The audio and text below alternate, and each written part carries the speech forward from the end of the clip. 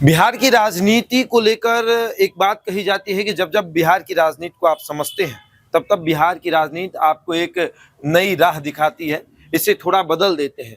इसे नीतीश कुमार पर लेकर चलते हैं कि जब जब आप नीतीश कुमार को समझने लगते हैं, जब जब आपको लगता है कि आपने नीतीश कुमार को समझ लिया है और जब जब भाजपा या विपक्ष समझती है कि नीतीश कुमार को उन्होंने समझ दिया है, अब उनको पटकनी दे सकते हैं, तब तब नीतीश कुमार एक अलग रूप दिखाते हैं और वो रूप एकदम अलग रहता है। ऐसा रूप रहता है कि नीतीश कुमार को फिर 5 साल लग जाता है समझने के लिए, कि अब 5 साल लगेगा फिर से नीतीश कुमार को समझने के लिए। इसी मुद्दे पर चर्चा होगी। सीनियर जर्नलिस्ट संतोष सर हमारे साथ मौजूद है। सवाल ये कि नीतीश कुमार के कमबैक को लेकर जो तमाम सवाल उठ रहे हैं, जहां एक तरफ कहा जा रहा है कि इस बार विधानसभा के चुनाव में सबसे बड़ी पार्टी बनकर जेडीयू उभर रही है, तो सवाल वही रहेगा कि जहां एक तरफ सबको लगा था कि जेडीयू पूरी तरीके से खत्म हो गई, तो जेडीयू का इतना बड़ा कमबैक कैसे हुआ?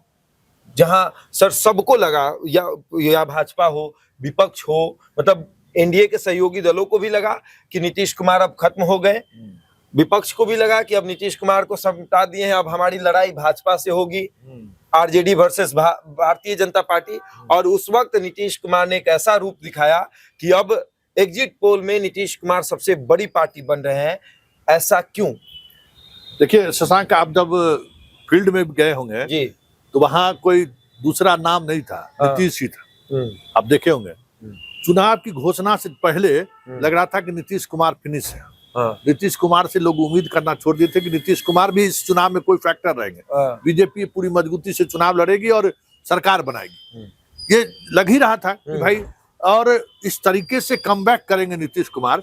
हमें लगता है कि राजनीति के एक से एक धुरंधर पंडित भी नहीं सोचे होंगे। लेकिन अगर नीतीश कुमार के राजनीति का ट्रैक रिकॉर्ड अगर आप देखिएगा ना, जब जब नीतीश कुमार कमजोर दिखते हैं बिहार की राजनीति में, और उसके बाद जिस तरीके से वो कमबैक करते हैं, वो चौंकाने वाला रहा है हमेशा। अब 2014 का लोकसभा चुनाव देखिए जी, उससे पहले देखिए कि नरेंद्र मोदी के मामले में उन्होंने निर्णय ले लिया, तो निर्णय ले लिया, सरकार से वो अलग हटे। उस टाइम भी बहुत कमजोर लगे थे। हाँ, 2014 में जब वो बाहर आए, मांझी को मुख्यमंत्री उन्होंने बनाया, और मांझी को मुख्यमंत्री बनने के बाद जिस तरीके से मांझी से उनका रिश्ता हुआ और अलग वनवास की जिंदगी जीने लगे थे नीतीश कुमार जी, कोई अधिकारी उनसे मिलने नहीं जाता था, बिल्कुल इस तरीके से माहौल हो गया था। और वहां अचानक 2015 में कम बैक होते हैं। तो सब मतलब कहाँ रह गए मोदी, कहाँ मोदी जो उस परचम लहराए थे 2014 के चुनाव में, बिहार के लोकसभा चुनाव भी अधिकार सीट, बिल्कुल, और वो जितनी सभाएं मोदी नहीं कर सके उतनी सीट वो जीत नहीं पाए। उस तरीके से कम बैक किए। उसी तरीके से हम पूरा डिटेल्स हम पहले अपने दर्शकों को बता दें। उसी तरीके से आप बाद के दिनों में भी देखिए 2019-20 में, 20 में क्या हुआ, 20 में जो उनके साथ जिस तरीके की पॉलिटिक्स हुई, बहुत निराश थे, बहुत विरोध हो रहा था, हर जगह विरोध हो रहा था। और कहीं न कहीं मैंडेट भी इस तरीके से आया कि वो उसके सहारे किसी भी इश्यूज को लेकर मजबूती से स्टैंड नहीं किए। बिल्कुल। लेकिन वही 2024 के लोकसभा चुनाव में कमबैक किए, और अभी जो हुआ सो आप देख ही रहे हैं। बिल्कुल, 2014 का लोकसभा चुनाव 38 सीट लड़े, 2 सीट जीते, बाकी सब सीटों को दोबारा जब्त। बिल्कुल, और उस वक्त लगा कि अब जेडीयू खत्म हो गई। नीतीश कुमार भी बनवास की जिंदगी जीने लगे, और फिर 15 में नीतीश कुमार कमबैक करते हैं। 43 सीट आया 2020 में, 25 में लगा कि नीतीश कुमार को इस बार समेट देगी, यहाँ तक कि अमित शाह भी लग गए थे नीतीश कुमार को समेटने में। लेकिन इस बार क्या हुआ, नीतीश कुमार का जो कमबैक हो रहा है, इसके पीछे कारण क्या है, कहाँ है? मतलब नीतीश कुमार के पास ऐसा कौन सा तंत्र है जिससे नीतीश कुमार इतना कमबैक करते हैं? देखिए, एक राजनीतिक रूप से उनका जो गणना है ना, कैलकुलेशन बड़ा सटीक बैठता है। मतलब अब ईश्वर की मर्जी हो या फिर उनके बुद्धिमत्ता का कमाल हो, जो भी हो, क्योंकि ये विलक्षण प्रतिभा का आदमी ही इस तरीके से कैलकुलेशन कर सकता है। क्या कितना दबाव था कि निशांत को ले आइए, बिल्कुल उसको लेकर एक अलग तरीके की नैरेटिव पार्टी में चलने लगा था कि नहीं लाइए। लेकिन जो हमें जानकारी है, जब बाप बेटे के बीच बातचीत हुई तो उन्होंने निशांत को कहा कि कब तुमको क्या करना है वो हम सोच रखे हैं, तुम अभी आराम से अपनी जिंदगी जियो। और अब आज लग रहा है कि उस आदमी ने परिवारवाद या फिर उनकी जो अपनी मतलब ठीक है छवि, जितने लोग भ्रष्टाचार के आरोप लगे, आज भी कोई नीतीश कुमार पर भ्रष्टाचार का कोई आरोप नहीं लगा। तो ये जो एक छवि रही ना, तो भरोसा आज भी लोगों के अंदर है। इतनी घोषणाओं के बावजूद भी तेजस्वी और नीतीश कुमार में एक बड़ा फर्क दिखा कि भाई नहीं, भरोसा तो इस चीज पर किया जा सकता है। जहाँ एक तरफ नीतीश कुमार के स्वास्थ्य पर भी सवाल उठ रहे थे कि बीमार है, नीतीश कुमार ने वो भी दिखा दिया कि आप हमको अगर बीमार समझ रहे हैं, कोई व्यक्ति जिस पर बीमारी का आरोप लग रहा है, वो व्यक्ति 8 बजे लाइव हो जा रहा है, 8 बजे सभा कर रहा है। देखिए बड़ी बात है। और उतनी बारिश में तेजस्वी से लेकर हेलीकॉप्टर नहीं मिला, हेलीकॉप्टर नहीं, ये 11 को पटना से शुरू किए और झंझारपुर तक, और सभी जगह 2 दिनों तक वो चले। उन्होंने साबित कर दिया कि हम बीमार नहीं है। और ये देखिए ना, इलेक्शन के प्रचार अभियान जैसे शुरू हुआ, पहला कमबैक कहिए, जो सीट कॉम्बिनेशन को लेकर जो बातें सामने आई, हम लोगों ने खबर चलाई कि चिराग को ये सीट मिल गया, तो लगा क्या कि नीतीश कुमार वो कमजोर, क्योंकि ऐसी ऐसी सीटों के बारे में चर्चा हुई जो नीतीश कुमार की मजबूत सीटें, जो मजबूत सीटें हैं। नालंदा में घुसाने की चर्चा, चिराग को नालंदा में प्रवेश करवाया जाए। और उसके बाद जब नीतीश कहा जाता है कि नीतीश कुमार उसी दिन पहली बार, मतलब इतने दिनों तक जो स्थिति थी, जो एक बार मोदी के यहाँ उन्होंने फोन कहा कि स्टॉप, अब हम आपके गठबंधन के साथ नहीं है, आप तय कर लीजिए। और उसके बाद ही अमित शाह भागे भागे आए पटना, नीतीश कुमार से मुलाकात की। इन लोगों को एक्चुअली लग क्या रहा था कि भाई स्टेज पर जो नीतीश कुमार का व्यवहार आ रहा था ना, इन लोगों ने मान लिया था कि नीतीश कुमार अब मानसिक तौर पर स्वस्थ नहीं है और जनता में अब वो आकर्षण नहीं है। इसलिए मोदी पहले से सभा कर रहे थे। देखिए, मोदी सभा करने का कारण यही रहा ना, अमित शाह यहाँ 15 दिन बैठ ही गए। लेकिन जब जैसे ही चुनाव की घोषणा हुई और ये बाकी आया, और उसके बाद बीजेपी को बैकफुट पर आना पड़ा, जितने नीतीश के समर्थक जो निराश थे कि अब हमारा नीतीश जा रहा है, उसको एक नई ऊर्जा मिली। और उस नई ऊर्जा ने ऐसा ऊर्जा का संचार कर दिया पूरे बिहार में कि नीतीश छोड़ के दूसरा का नाम वो सुन रहे थे कहीं। बिल्कुल नहीं। तेजस्वी नेता प्रतिपक्ष के रूप में या विपक्ष के रूप में, तेजस्वी का जो वोट बैंक था, वहां उसकी लोकप्रियता उसी तरीके से थी। लेकिन बाकी जितने यादव और मुसलमान छोड़कर जिस कास्ट के लोगों से आपने बात की होगी, नीतीश को लेकर आलोचना नहीं करते दिखे। और तेजस्वी भी नीतीश पर कोई आरोप नहीं लगा। अच्छा, सवाल ये भी है कि अमित शाह तो नीतीश कुमार को उतने समय से नहीं जानते जितने समय से लालू यादव जानते हैं, लेकिन फिर भी लालू यादव पटकनी नहीं दे पाते हैं नीतीश कुमार को। ऐसा क्यों? क्या नीतीश कुमार कुछ ऐसे राजों को अपने अंदर छुपा कर रखे हैं कि ये पेज है, आप इसको पढ़िए, ये पेज हम किसी को नहीं पढ़ने देंगे, अगर आप ये पढ़ जाएंगे तो नीतीश कुमार को समझ जाएंगे, ऐसा भी कुछ है? देखिए, नीतीश कुमार की जो राजनीति है ना, देखिए नीतीश कुमार बिहार की पॉलिटिक्स में ऐसी जाति आती है जिनका बहुत कम आबादी है। आप इस बात को समझिए।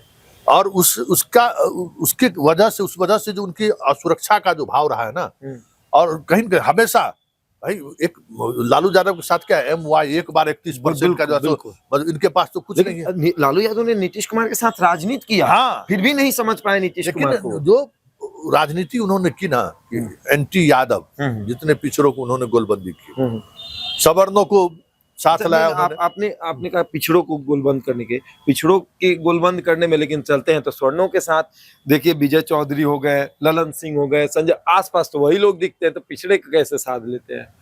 यही राजनीति समझने की जरूरत है कि नीतीश कुमार राजनीति लालू से भी ज्यादा पिछड़ों की करते हैं। उन्होंने पिछड़ों को जो जगह दी है बिहार की राजनीति में, या बिहार की ब्यूरोक्रेसी में, बिहार के लोअर ब्यूरोक्रेसी में, बिहार के एजुकेशन विभाग में, मतलब सारे डिपार्टमेंट में पिछड़ों को जो जगह नौकरी के माध्यम से उन्होंने दिलाई है, लालू यादव 15 साल में भी मतलब सोच भी नहीं सकते थे उस तरीके से उन्होंने किया। राजनीति वो पिछड़ों का करते रहे, लेकिन चेहरा हमेशा सवर्ण के साथ। आप मान लीजिए कि ललन सिंह बागी हो जाएंगे तो क्या कर लेंगे? वो क्या चुनाव जीत जाएंगे? नहीं। विजय चौधरी बागी हो जाएंगे तो विधायक बनेंगे, वार्ड सदस्य। संजय झा बागी हो जाएंगे तो क्या कर लेंगे? कुछ नहीं। लेकिन अगर साथ में चलेंगे सरमन कुमार को लेकर, साथ में चलेंगे विजेंद्र यादव को लेकर, तो खतरा हो जाए। जैसे RCP खतरा होने बनने की कोशिश किया। हटेंगे तो पिछड़ों को की राजनीति नहीं, एक पिछड़ा चेहरा पूरे प्रदेश स्तर पर, एक पिछड़ा चेहरा। अगर RCP कुर्मी के जगह पर कोई अति पिछड़ा रहता तो नीतीश कुमार को पटकनी दे देता।